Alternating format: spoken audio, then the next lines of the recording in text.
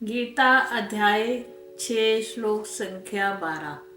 तत्र एकाग्रं मनः कृत्वा यत चितेन्द्रिये क्रिया उपविश्यासने युञ्ज्यात योगम् आत्मविशुद्धे। देखो, ये 3 श्लोक हैं, जैसे कि 11वां, 12वां, 13वां। इन तीनों में ध्यान योग के बारे में कि इंसान को ध्यान किस प्रकार लगाना चाहिए, हमें अपना ध्यान कैसे लगाना चाहिए। प्रथम तो इन्होंने ये कहा कि शुचो देशे, यानी एक पवित्र स्थान पर अपना आसन बिछाओ। वो आसन ऐसा होना चाहिए, ज्यादा ऊंचा भी नहीं होना चाहिए और ज्यादा नीचा भी नहीं होना चाहिए। सबसे पहले हम जो भी कार्य करते हैं आसन ही लगाते हैं ना, बैठने की जगह होनी चाहिए ना। जैसे जॉब भी करते हैं तो कहते हैं हमारी सीट कौन सी है, सीट लेते हो तभी काम शुरू करते हो ना। सबसे पहले जैसे हमारी अपॉइंटमेंट होती है, हमें एक सीट अलॉट की जाती थी, फिर हमारा कार्य आरंभ होता था। इसी प्रकार ये कार्य हमने आरंभ करना है, ध्यान योग यानी ध्यान कैसे लगाना है। उसके लिए हमें एक जगह निर्धारित करनी पड़ती है। जगह कैसी होनी चाहिए? पवित्र जगह होनी चाहिए, साफ होनी चाहिए। आसन हमारा जो है उस जगह पे जो हमारा आसन लगाना है वो मृगशाला का हो या कोई बढ़िया आसन हो, उस पे वो आसन को लगाना कहाँ पे है? ना ऊंची जगह पे और ना ही नीची जगह पे। जहाँ से आप सरलता पूर्वक बैठ जाएं, तब वो आसन आपको ध्यान में मदद करेगा, अन्यथा आप इधर उधर घूमते ही रहेंगे। ठीक है। तत्पश्चात श्री कृष्ण कहते हैं आसन तो हमने लगा लिया है ना, चेयर लगा ली, कुर्सी लगा ली, जैसे ऑफिस में काम करते हैं। अब ऑफिस में काम कैसे करते थे? जो हमें काम दिया जाता था, ठीक है, और उसको कुशलता पूर्वक करना हमारा कर्तव्य था। इसी प्रकार हमने ध्यान पूर्वक जो ध्यान लगाने के लिए जो हमने आसन लगाया, उस पर अगर हम ये बैठ गए, बैठकर क्या करें भाई? आसन तो लगा लिया, अब बैठ के करें क्या? बड़े लोग मेरे से ये प्रश्न पूछते हैं कि ध्यान कैसे लगाना चाहिए। अब गीता के अनुसार ऐसे ध्यान लगाना चाहिए। गीता के सिवाय कोई भी और कोई पुस्तक ऐसी हमें नहीं बताएगी, या पतंजलि योग जो होता है उसमें आएगा ध्यान कैसे लगाते हैं। तो अब हमने क्या करना है? तत्र, मैंने उस आसन पर, वहां पर तत्र होता है वहां, उस आसन पर क्या करना है? एकाग्रम मना, अपने मन को एकाग्र करना है। शरीर तो तुमने बिठा दिया, अब शरीर तो बैठ गया सारे क्रियाओं को छोड़ के, ना, सारे काम छोड़ दिए घर के बाहर के और बैठ गए आसन लगाकर। तो अब क्या करता है? जैसे हम बैठ जाते हैं ना खाली, जब भी हम खाली बैठते हैं तो हमारा मन चलता है, फिर चलता है ना सबका। जैसे खाली बैठते हो तो मन अपनी क्रिया करना आरंभ कर देता है, क्योंकि मन का स्वभाव है चंचल, वो इधर उधर चला जाता है। श्री कृष्ण अर्जुन से यहाँ ये कह रही हैं, तुमने आसन पर इस प्रकार बैठना है कि तुम्हारा मन जो है एक में स्थित हो जावे। एक किसमें? अपने स्वरूप में स्थित हो जाए, यानी तुम स्वरूप से परमात्मा हो और तुम्हारा मन अपने ही घर में लौट जाए। परमात्मा की ओर ध्यान लगाकर एकाग्र करो अपने मन को। और जब मन को तुम एकाग्र कर लोगे, और फिर क्या करनी है? चित्त इंद्रियां, जो हमारा मन भी, चलो हमने बड़ी मुश्किल, मन नियंत्रित में नहीं आता, बहुत मुश्किल होता है, इसके लिए बहुत अभ्यास करना पड़ता है। मन को नियंत्रण करने के लिए अभ्यास बहुत चाहिए। अब मन भी मान लो 1 सेकंड के लिए, समझ लो 1 मिनट के लिए भी अगर तुम्हारा एकाग्र हो गया, तो तुम्हारी इंद्रियां जो तुम्हें तंग करती हैं, है ना, इंद्रियां अपने विषयों में जाती हैं। आंख अगर देख रही है, मन तुम्हारे, चलो हमने काबू कर लिया, मन तो कहीं नहीं जाएगा, मन तो कहीं नहीं जाएगा, परंतु आंख ने घर में बैठे हो, आसन लगाया और आंख इधर देख रही है, कभी आंख उधर देख रही है, कान कभी कौन सी ध्वनि को सुन रहे हैं। और बड़ी उस समय आप शांत होते हो ना, तो आपका सब जो जितना भी आसपास जो थोड़ा सा भी अगर तुम्हारे चम्मच भी गिर जाती है ना, तुम्हारे को सुनाई देती है। जब तुम अपनी इंद्रियों को थोड़ा शांत करते हो, तो मन को शांत करते हो, और इंद्रियों को जब हम थोड़ा सा भी शांत करते हैं तो हमें हलचल बहुत सुनाई देती है। तो भगवान ने यहाँ पे किया, अर्जुन तुम मन को भी संभाल, एकाग्र कर, और जो इंद्रियों से जितनी भी होने वाली क्रियाएं हैं, अब आंख की क्रिया क्या है? देखना, कान की सुनना, है ना, मुख की बोलना, इन सारी क्रियाओं पे भी नियंत्रण कर। यानी आंखों को नरमता पूर्वक बंद कर ले। अगर ध्यान में बैठे हो ना, तो तुम्हारे को बड़ी, तुम्हारे कान इतने तेज होते हैं ना कईयों के, तो फिर तुम क्या करो, कान में ऊँग डालो, ताकि तुम्हें बाहर का कोई शोर सुनाई ना दे, अंतर की ध्वनि सुनो। जैसे बाहर शोर है ना, ऐसे अंदर भी शोर मच रहा है। ऐसे नहीं है कि हमारे अंदर शांति है, अंदर की क्रियाएं भी अपने आप हो रही हैं। उनको सुनने की हमें अभ्यास करना चाहिए, वो हमें अभ्यास से सुनाई देती है, अन्यथा हमें नहीं सुनाई देती, जिसको कहते हैं अंतर ना सुनो। कानों से बाहर को ना सुनकर अंतर की ध्वनि सुनो कि अंदर क्या हो रहा है। हर समय अंदर भी एक ध्वनि चल रही है। तो क्या करो, उपविश्या, उपविश्य होता है बैठ जाओ।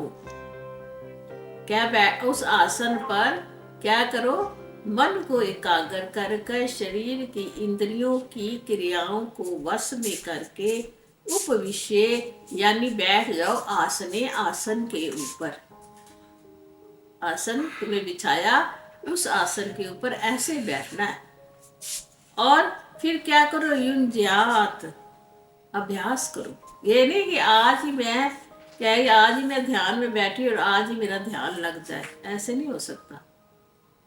जन्म जन्म से जो हमारा मन बिगड़ा हुआ है, हमारे प्रारब्ध कर्म हमारे आगे आ जाते हैं ध्यान लगाने में। जिस समय हम ध्यान लगाना आरंभ करते हैं, ना जाने कौन कौन सी बातें हमारे मन में आना शुरू हो जाती हैं।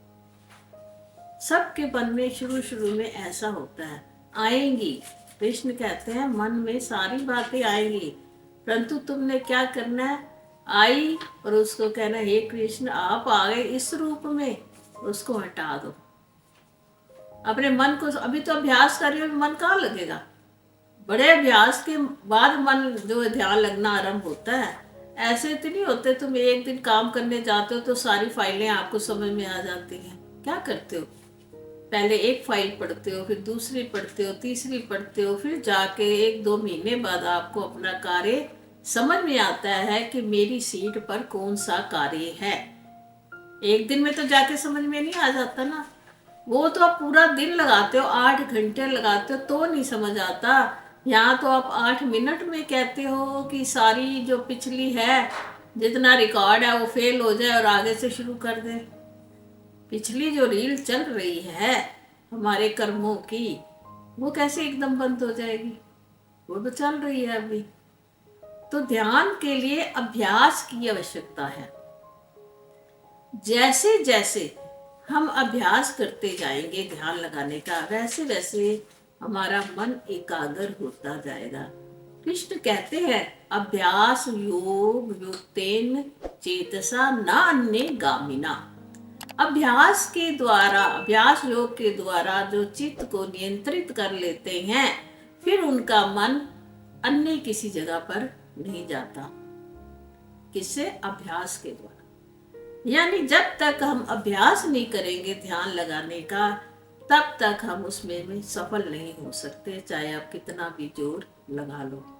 और वो जो तरीका बताया भगवान ने इन श्लोकों में, इन सारे श्लोकों में, 4 श्लोकों में ध्यान लगाने की प्रक्रिया बताई गई है। अगर किसी को अब ध्यान लगाना नहीं समझ आता, तो श्री कृष्ण के अनुसार कहे हुए आप इस प्रकार का आसन लगाइए, मन को एकाग्र करिए, चित्त से सारी इंद्रियों के क्रियाओं को कंट्रोल में लाइए, फिर उस अच्छे से एक आसन पर बैठ जाइए और फिर क्या करिए, अभ्यास करिए योगम। योग आत्म विशुद्धि। अब कहते हैं अभ्यास किसका करना है? अपनी आत्मा की शुद्धि के लिए अभ्यास करें।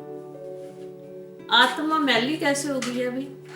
आत्मा जो हमारी मैली माया के द्वारा हो चुकी है। मैली आत्मा ना कहते मैली चादर ओढ़ के मैं कैसे आऊं? मैं मैला कैसे हो गया? मुझे माया ने मैला कर दिया। माया क्या है? जिसका कोई अस्तित्व नहीं है, परंतु बहुत ज्यादा फैली हुई है हमारे अंदर।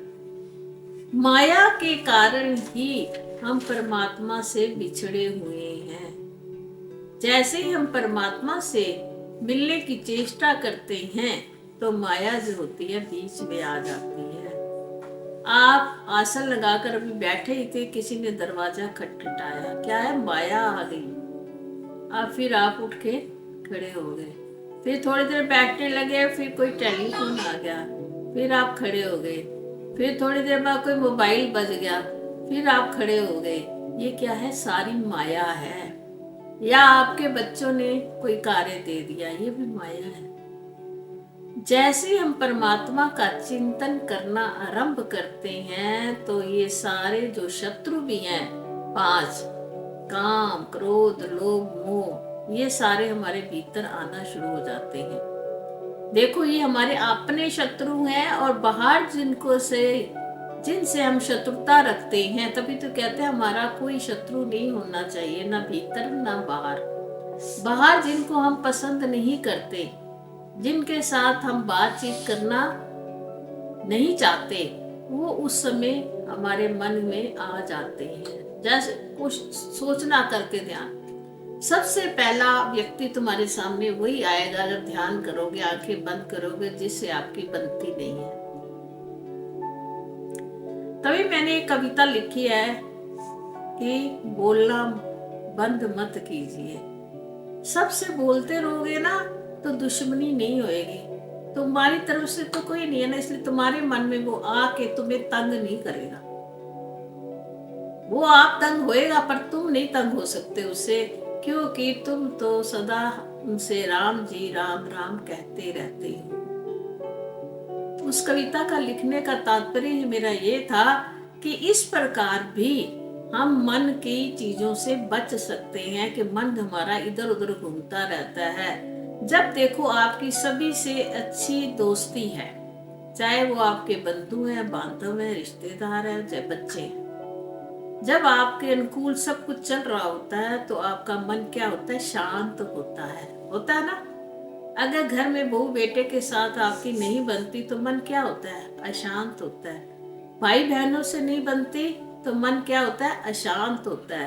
अब काम हमने करना है शांति वाला, कि ध्यान में बैठना है, और अशांत व्यक्ति पहले आएंगे ना। इसलिए सबसे पहला अपनी आत्मा की शुद्धि के लिए हमें प्रयत्न करना है कि हमारा कोई किसी से राग भी ना हो और कोई हमारा द्वेष भी ना हो। सबसे न्यूट्रल जो गाड़ी होती है ना, वो सही रहती है, सही जगह खड़ी रहती है, स्थिर वही होती है सही से। अब इन्होंने कहा आत्मा की शुद्धि के लिए। आत्मा की शुद्धि क्या है? शुद्ध तो हम हैं ही, आत्मा कभी मैली नहीं है, परंतु माया को हटाना है। शुद्ध परमात्मा तो अंदर बैठा हुआ है।